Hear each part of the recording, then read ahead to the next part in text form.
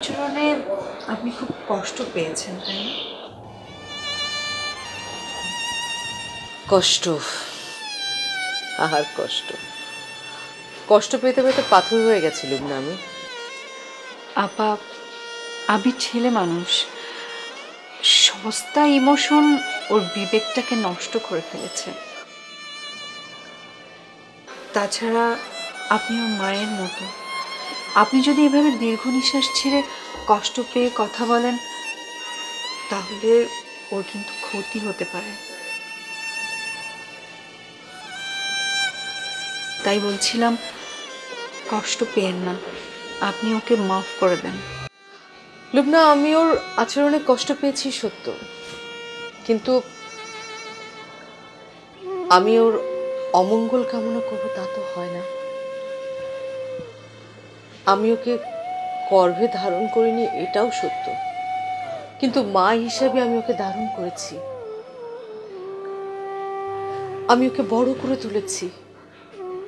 আমার ছেলের পাগলামিতে আমি কষ্ট পাই ঠিকই, কিন্তু তার চেয়েও বেশি কষ্ট পাই ওর ভবিষ্যতের পরিণতির কথা চিন্তা করে। ববি আমার ছেলেকে অনেক কষ্ট দেবে, এটা তোর প্রাপ্য।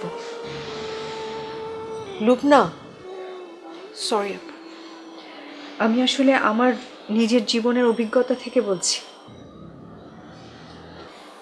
অল্প বয়সে প্রেম মানুষকে কতটা কষ্ট দেয়। অল্প বয়সের প্রেম। ভার্সিটিতে পড়ার সময় আমজাদের সঙ্গে আমার, তার পরিণতি তো তোমরা দেখছোই।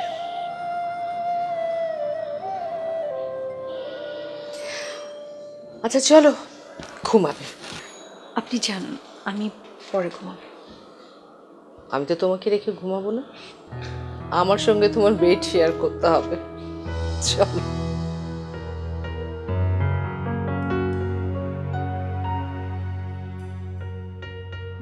তুমি খুব ভালো মতোই জানো বাবা আর মার মধ্যে কখনোই রিলেশনশিপটা স্বাভাবিক ছিল না।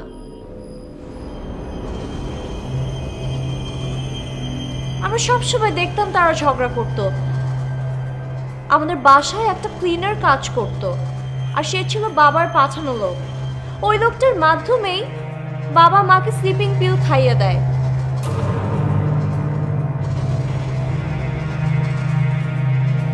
তারপর মা ধীরে ধীরে মারা যায়। এন্ড ববি, তুমি তো এগুলো সবই জানো।